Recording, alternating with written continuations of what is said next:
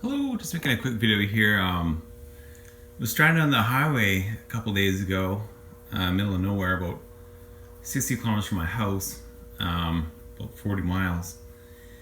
And I had no idea what was going on. I was riding along, going pretty slow, about say 80 kilometers per hour, so 50 miles an hour in 6th gear. Just taking it easy, following some cars up a kind of mountain road, but not very steep. And then my charge light came on. It's not coming over now. But anyway, the charge light here came on. Fine, and then went off. Then it came back on, and then the red light came on. That guy there. And then I was like, what the heck's going on? So you're down to 5th, and then no real change, up to 6th again. And then all of a sudden the gauge just wrapped around a couple times, and that was about it. The bike just died. I tried to bump start it, so I was still rolling. It caught again, fired, and then died again. And then so I got off the side of the highway. I got my seat off and my tools out and stuff like that. But it wouldn't crank over. The starter wouldn't even bump, and there was just nothing there. So now that it's towed home and I looked at it, at first I was pretty worried because I'll put all the codes at the end of the video, but I got at least 5 engine codes and a whole bunch of other codes. I'll turn it on here just a second. Just put into diagnostic mode. Yeah, so it's held the trip button on a 2012 Switchback. It's in diagnostic, so engine had 5 codes, BCM had 3 or 4 codes, and speedometer had some codes too. And worst of all, engine after a while wouldn't connect. It couldn't find the ECM not found, or can't remember what the message was, but it's pretty freaked out. But basically it was all down to just my battery not charging. It just slowly died on me. I had the battery light come on before, and it was no big deal. I'd kind of come home and, rip home a little bit. And then it'd go out, and then I'd check the battery and it'd be fine, above 12 volts and stuff like that. And then I'd go on a long ride, nothing would happen. And another time the battery light would come on, but I didn't realize it. It was just when I was cruising at low speeds and not revving the engine and, just leaving it at 6, kind of letting it chug away. It just wouldn't charge the battery enough. And with the headlight on and everything, so I haven't added the light on and stuff like that. This is the original headlight, so it just bakes hot, so it sucks amperage for sure.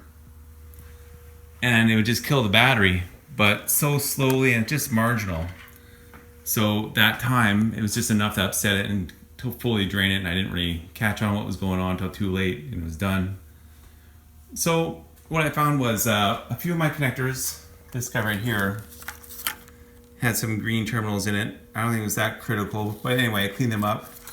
I put dielectric grease on that one, and this one here. And that guy there. It's not, yeah, that one there too. And I pulled out my, this isn't the ECM, it's the other one, so pulled that out, took the plug out, it was all very clean, looked pretty good. Pulled my ECM plugs out. I had them out before because I had that Vance & Hines tuner on it, but at this point in time I didn't have the tuner on, it was just stock, just running straight into the ECM. So no funny stuff there.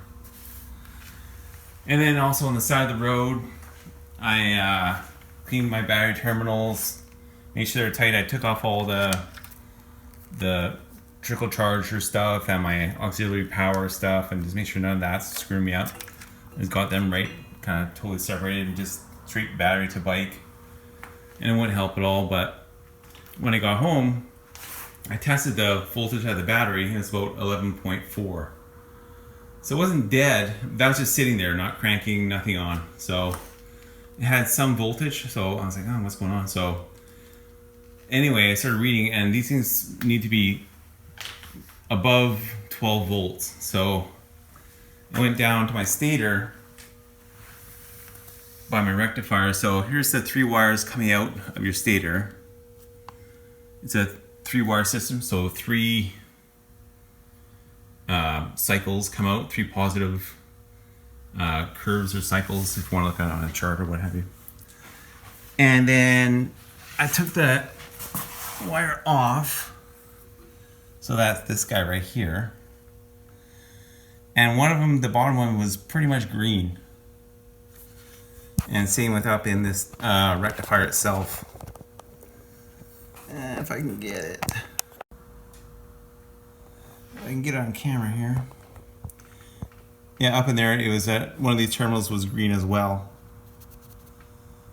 So I put just electric contact cleaner in there, and just used a little brass brush, spun that around in there, and then a little bit of dielectric grease.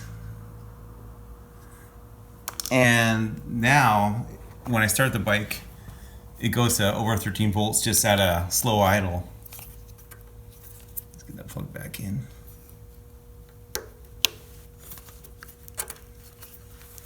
And then it just locks on with this tab. So that's on the, I guess, curb side of your rectifier. And this side, I checked that too, it's nice and clean. But after it's the electricity is rectified to DC, direct current, then you get your positive negative coming out this side. But that side seemed okay. So, just look at the battery again.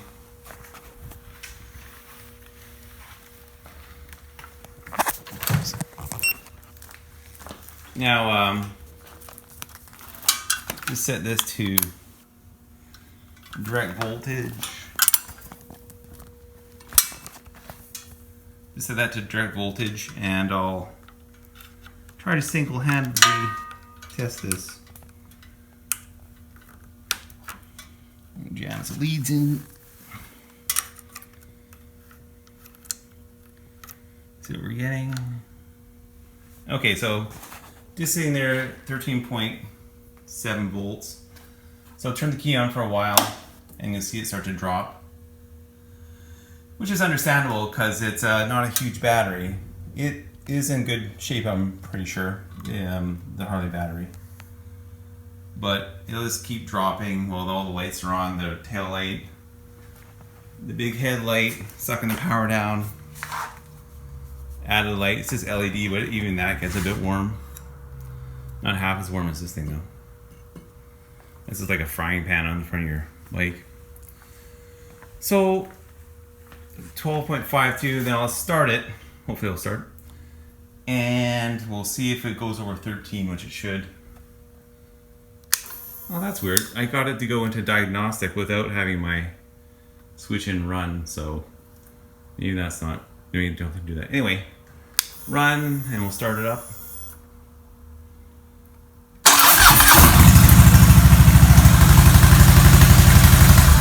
Let's try it again here. I lost my lead. Might fall off again. Okay, see if it'll stay. Hopefully it'll stay. Okay, 12.56. And that's the signals.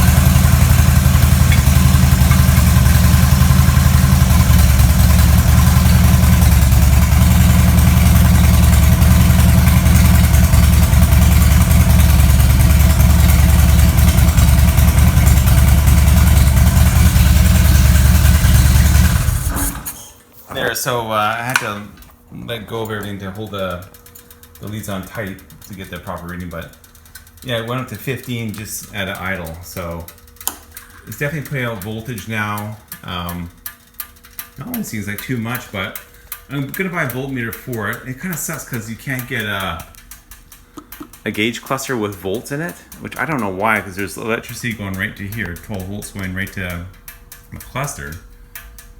So why they don't have one with a voltmeter, I don't know why.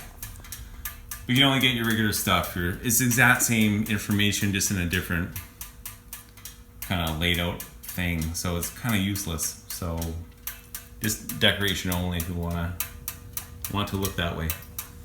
So I'll get another voltmeter and I'll definitely have that on from now on. I'll just take the power from under here, 12 volts, put the meter up in this area somewhere. And then I can just know for sure, because by the time this light comes on, something's gone wrong. So depending on when you are, you might be able to rev it up and get more power out of it, or maybe it's overcharging, or who knows what. But I want like a meter or a gauge so I know what's happening right away. So anyway, if something weird like that happens and the bike just dies and you get a whole bunch of codes all at once, most likely it's a big electrical fault, like not just one thing's gone wrong. Something's wiped them all out, and battery's a good contender for that.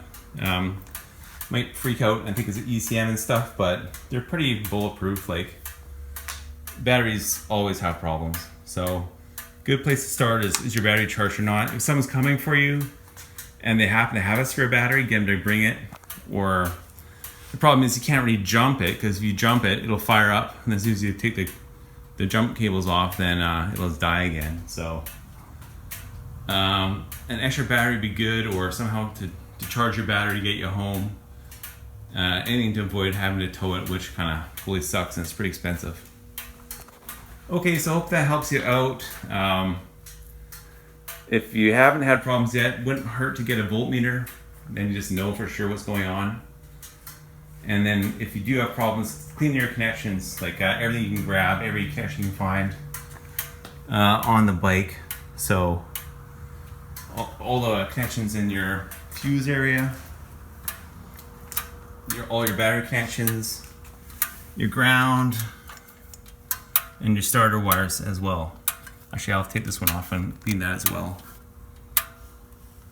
just in case, because from the outside they're clean, but when you take them apart they could be dirty and not actually contacting, or even loose, just snug, but they have to be tight to get a good connection. Just like with the leads here, you have to force them on to get a good reading. You can't just have them touching. They have to be held with pressure.